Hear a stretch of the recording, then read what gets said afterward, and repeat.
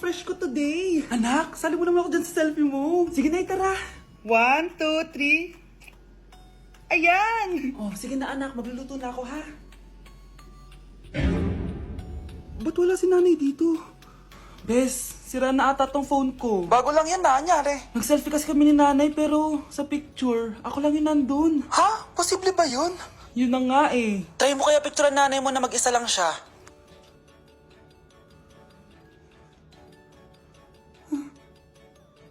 Wala talaga siya. Anay, bakit mo ako pinipicturean, anak? Sabihin mo sa akin yung totoo, Nay. Ano ka ba? Bakit hindi kita makita sa mga picture? Ha? Patingin? Oh, nandito naman ako ah. Ano sinasabi mo, anak? Alam mo, anak, kumain ka na doon. Gutom lang yan. Scarlett, mag-ingat ka sa nanay mo. Ha? Bakit po, tita? May malalim na dahilan kung bakit hindi siya nakikita sa picture. Alam niyo po yung tungkol doon? Sige na, baka makita pa ako ng nanay mo. Kaaway ako nun. Tita! Oras na para malaman mo kung sino ka talaga, Scarlett. Mukha ka na namang stress, anak. O eto, mawawala yung iniisip mo. Ano to, Nay? Gatas lang yan, ano ka ba?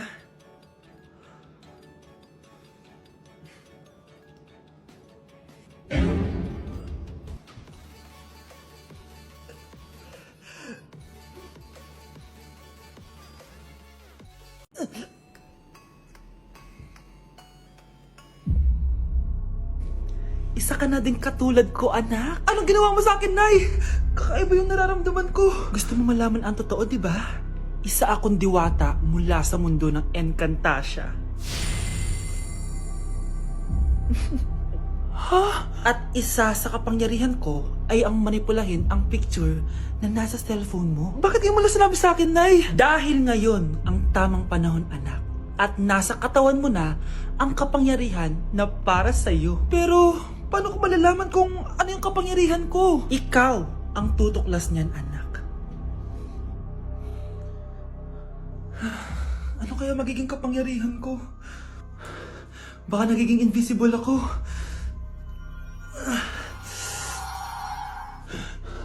Hindi ako nawala. Baka kaya ko magpalutang ng gamit.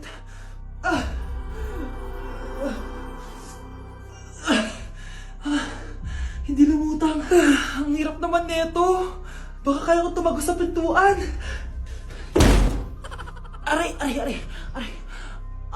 Natatay ako.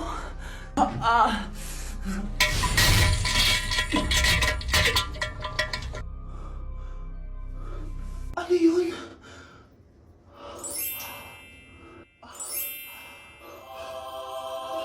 Ito ba yung kapangyarihan ko? Tumain ng ginto? Nay, alam ko na yung kapangyarihan ko. Tumatay ako ng ginto. Anak, uminom ka ng maraming pampatae para yumaman na tayo. Talino mo talaga, Nay. Aroy, tinanggalan ako ng ngipin. Napakalaki ng tinanggal sa akin.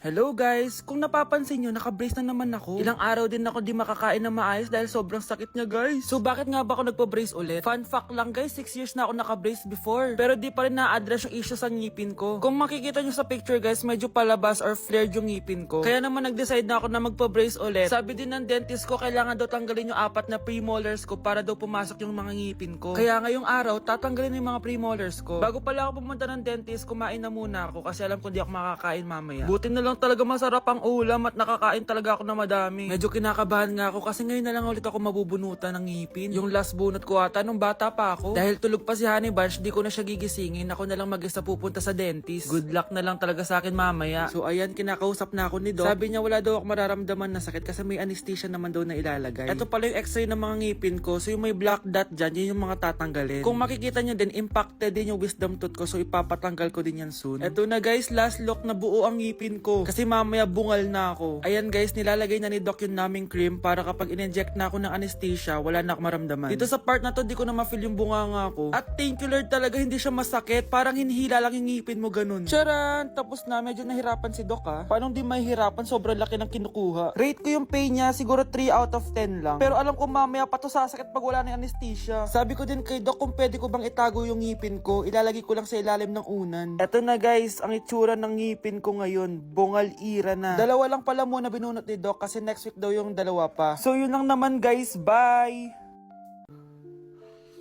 Oh, mahal, saan ka galing? Galing ako sa doktor, mahal.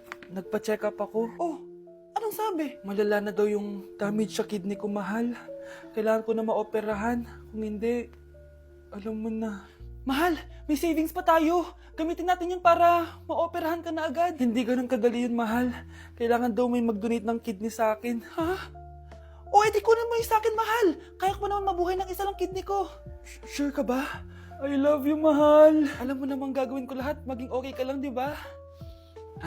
Congrats po, ma'am, sir. Successful po yung operation yung dalawa. Salamat, Doc. Mahal, narinig mo ba yun? Okay ka na. Mabubuhay pa ako ng matagal, mahal. Salamat sa'yo. Mahal, nilutuan kita ng paborito mo para agad ka lang gumaling.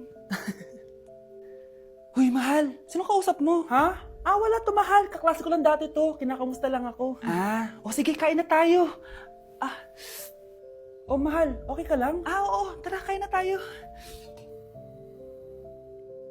Mahal, nakakagalaw na ako ng maayos, oh. Di na sumasakit yung tahi. Aba, baka magulat ako. Nakakatakbo ka na rin. Mahal, aalis pala ako mamaya. Kasama ko yung dati kong kaklase. Celebration lang kasi gumaling na ako. Pwede ba akong sumama? Ha? Wag na, mahal. Baka mapano ka pa. Magpahinga ka na lang dito sa bahay, ha? Mahal, mag-ingat ka dun, ha? Mahal, alis na ako, ha?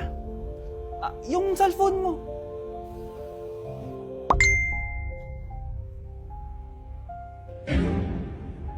Sino to?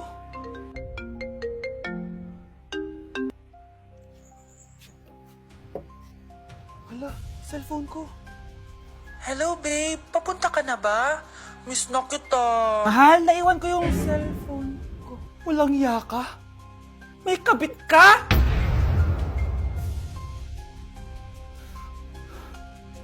Mukhang mainit na naman yung dugo niya. Palagi naman. Okay, class, bring out 1 sheet of yellow paper. Mag-essay kayo. Patay, yellow pad.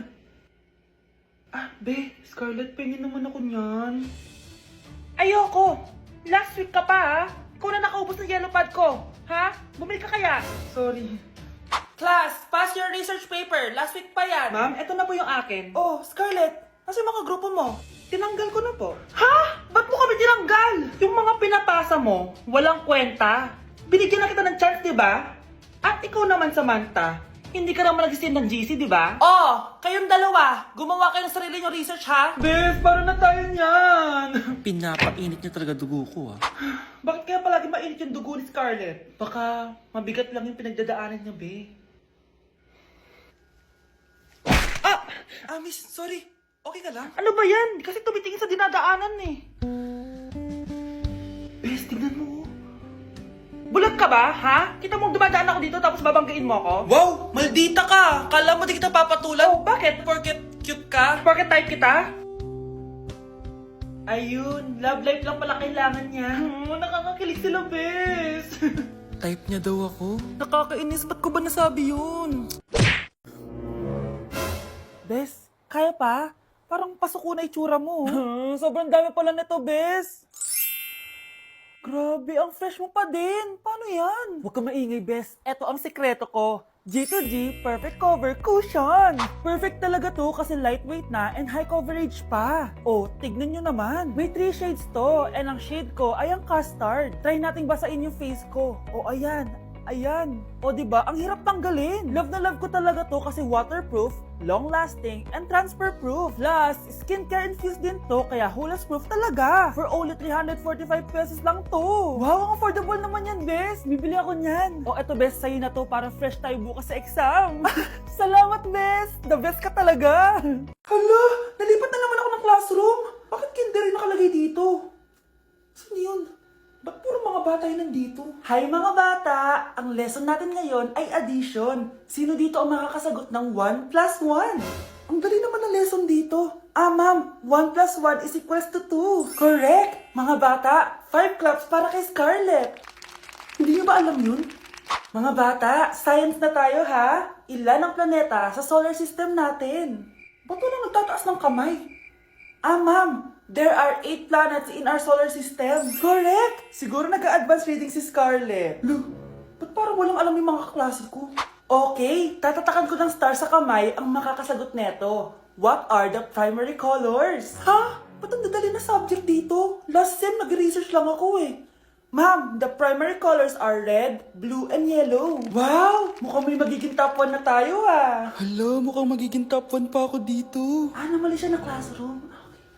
Scarlett Iha, namali ka daw ng classroom, oo. Lumipat ka na lang dun sa grade 12. Ano?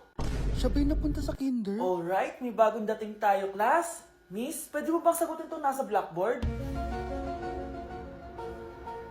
Ano yan? Madali lang yan. Madali? Sir, babalik na lang pala ako sa kinder. Buti ba doon magiging top 1 ako? Bye! Hello, nalipat na naman ako. Nasaan na naman yun? Ha? Kailan pa nagka-aircon sa classroom namin? Alamig. Class, bring out your iPad and Apple Pencil. Mag-lecture tayo, okay? Kopyahin niyo yung nasa projector. Ano daw? iPad na gamit ngayon? Grabe, ang yayaman naman ng mga tao dito. Ma'am, pwede mo ba ako magsulat sa notebook? Ha? Wala kang iPad? Class, di ba nasa school requirement natin na dapat may iPad kayo, okay? So, babalik ka na sa nanay mo. Di na uso yung notebook dito. Wala naman kaming pambili nun eh. Oh, class, i-share nyo naman kung saan kayo pumupunta tuwing weekends. Ma'am, nasa Japan po kami tuwing weekends kasi malamig dun tapos may snow pa. Ma'am, sa Paris po kami. Nandun po kasi yung Eiffel Tower tapos sila mami po kasi mahilig mag-shopping dun eh. Lu, ang bongga naman ng mga to. Oh, ikaw Scarlett. Sa kwarto ko lang po ma'am. Kailangan po ba umalis? Hindi naman. Siguro mas gusto ni Scarlett yung nagpapahinga siya sa magandang kwarto niya. Class, magkukulak ako ng class funds ha. 1,000 each student lang. Ha? 1,000 yung class funds dito? Ma'am, card po yung mode of payment ko. Sure, patap na lang. Ayan. Ma'am, ako din po card. Ayan, okay na. Wala na akong pera. Ma'am, pwede ba ako bumalik sa dati kong school? Ang yayaman kasi ng mga tao dito eh. Ay, ganun ba? O sige, i-drop na lang kita ha. O ito po ma'am, card na lang. National ID. Guys, double time tayo ha. Mamaya na pasahan neto. Baka bumagsak tayo. Wait lang. Ang hirap kasi mag-isip kapag gutom eh. Tama ba yung narinig ko, anak? Gutom ka? Bakit di mo sinasabi agad? Ikaw talagang bata ka? Alam mo na ba yung all-new Jollibee app? New Jollibee app? Yes, anak! Nag-explore kasi ako and they have the best prices online! At dahil bago lang yung app, may mga freebies like peach mango pie and chicken joy super meal pag new user ka. Plus, may free delivery pa! Ang convenient, Nay! Sulit pala ang all-new Jollibee app! Yes, anak! Mas madali na mag-order dito sa new app. In just a few tap, nakapag-order na agad ako! Wow, Nay! Bongga!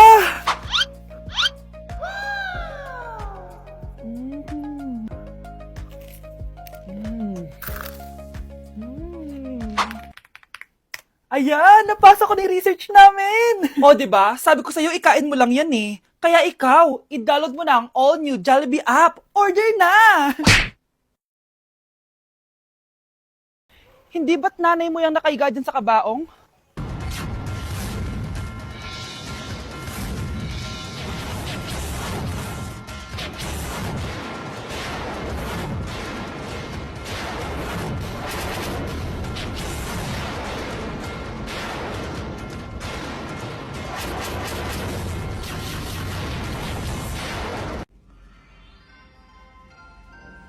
Christmas music ba yun? September 1 na pala. Anong oras na? Anak, bumangon ka na dyan! Christmas party nyo na! Christmas party na namin! Ready na ako, Nay! Ay wow, excited siya oh! Hi, Mare! Long time no see ah! Mare! Hello po, Ninang! Ito na ba yung naanak ko? Ang laki na pala niya! Oh, eto. Aginaldo mo, Iha. Kukunin ko muna sa kanya, baka kasi mawala niya. O sige, Mare, tara, kain na tayo dito. Ay, o sige, Mars, tara, kain tayo. Oh, mga anak, buksan nyo ng mga regalo ni Santa Claus. Ano kaya ang regalo ni Santa sa akin? Sana slime to. Wow, ang ganda naman ng damit na to. Ano to?